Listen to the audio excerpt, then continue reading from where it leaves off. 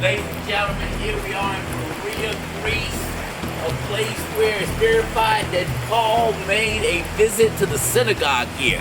And we just had an opportunity to see it, experience, and have a great teaching moment by Dr. Michael Rydelnik, the host of Open Line. God bless you guys.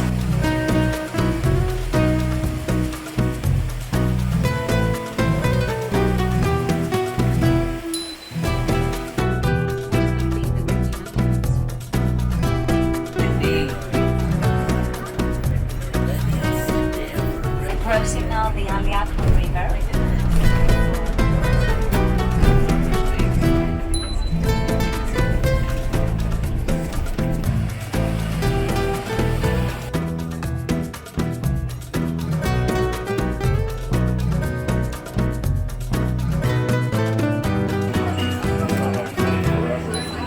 All right, so we are in northern Greece. You can find pita all over Greece, but they're all distinguished by their particular sauces. Every restaurant claims they've got a unique special sauce.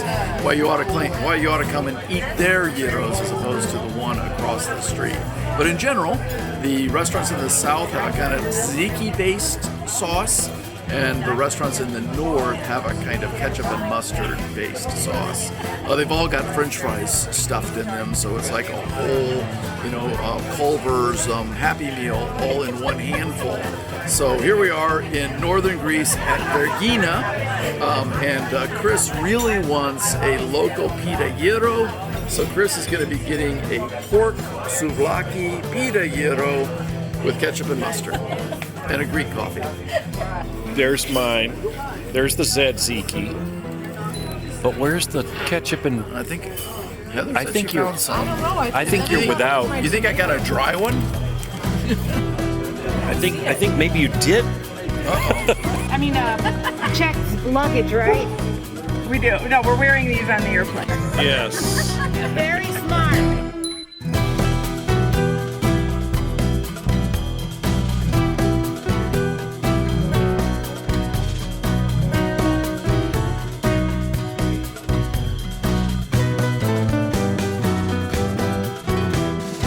Behind me is the burial mound of the tombs of Macedonia. So Philip II is buried here, as is Alexander IV, Alexander the Great's son, so grandfather, grandson, with Alexander in between. There's also 4 other tombs inside of here. But the really thing that's noteworthy about this particular site is that the tomb of Philip II, Philip the Great, was discovered about 75 years ago, completely intact. These tombs are like little temple buildings. They would build the tombs, they would put the body in, they would put all the grave goods in, which is to say all the gold and all the silver and all the bronze and all the weapons and all these things, and they would put them in the tomb.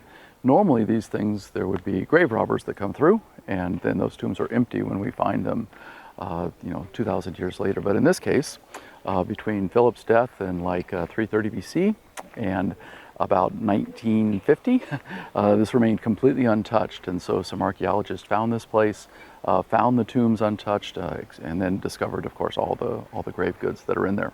So excavated the whole thing, and then they built a museum there, and then they covered the whole museum up. So when you go into the tomb or go into the tumulus, the mound, you feel like you're going down into the tomb.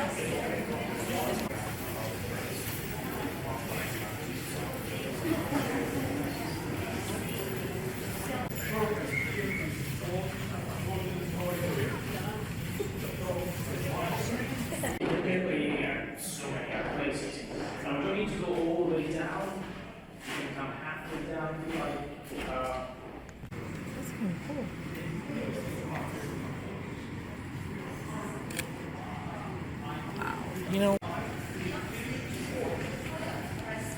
Those are parts of toys, I think. Yeah. Like, just a marble. What I wanted to do is kind of connect what we just saw about Philip II of Macedon with what the scriptures have to say. You know, so often we say, okay, this is old stuff, but is there any connection to the Bible? And that's what I'd like to do, is kind of see how it goes. And so one passage that I think is really significant is Daniel chapter 8. And it's a chapter that's about, really it's about the kingdom of Greece, and then what happens after the fall or the death of Alexander the Great, and then the rise of a descendant king in Syria, Antiochus, and that's where we get the whole story of Hanukkah. But I did want you to see what this says here. The vision that Daniel saw, he saw a ram with two horns, one longer than the other. A lopsided ram. Okay? And then it picks up in verse 5, Daniel 8:5. As I was observing, a male goat appeared, coming from the west across the surface of the entire earth without touching the ground. The goat had a conspicuous horn between his eyes. He came toward the two-horned ram I had seen standing beside the canal and rushed at him with savage fury. I saw him approaching the ram, and infuriated with him, he struck the ram, shattering his two horns, and the ram was not strong enough to stand against him. The goat threw him to the ground and trampled him, and there was no one to rescue the ram from his power. Then the male goat became very great, but when he became powerful, the large horn was shattered. 4 conspicuous horns came up in its place, pointing toward the 4 winds of heaven. Okay, that sounds like it's all about animals, right? But it was a vision. And the thing about the Bible is, I often say that when we read a vision, when you see symbolic language, keep reading, because very often it will explain the symbolic language. Now, I want to make clear, I believe that the book of Daniel was written somewhere in the late 6th century BC, because Daniel was still in the king's court when Cyrus the Great becomes king. That's in 539 BC. And we know from Daniel 6, Darius the Mede, the Medes and the Persians, he's there. And so he was about 85 years old in 539, so he probably didn't live much longer. So somewhere, let's say by 520 BC, the book of Daniel is written. So he's writing, and anyone remember when Alexander the Great was around? 356 to 323. That's it. 356 to 323. Good.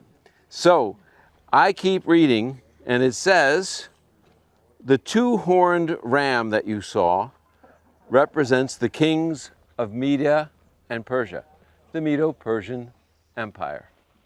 That's why there's 2 horns, right? And one is longer than the other because the Persians dominate. Okay? The lopsided ram.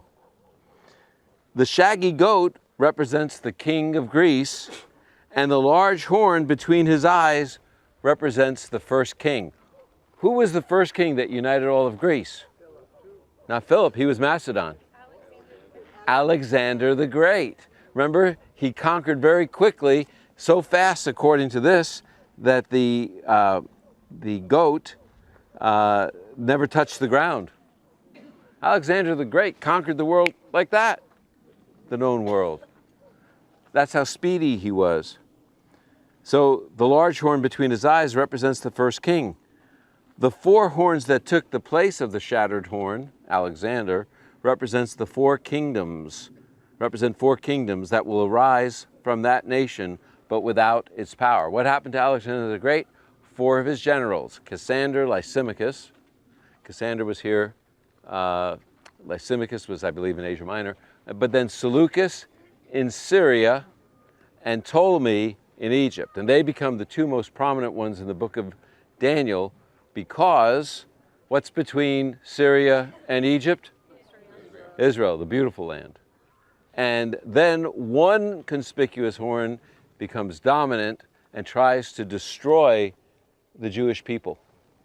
And that's Antiochus. And if you've ever heard the story of Hanukkah, that comes up every December, it's not the Jewish Christmas. Hanukkah is the story of God's defense of his people.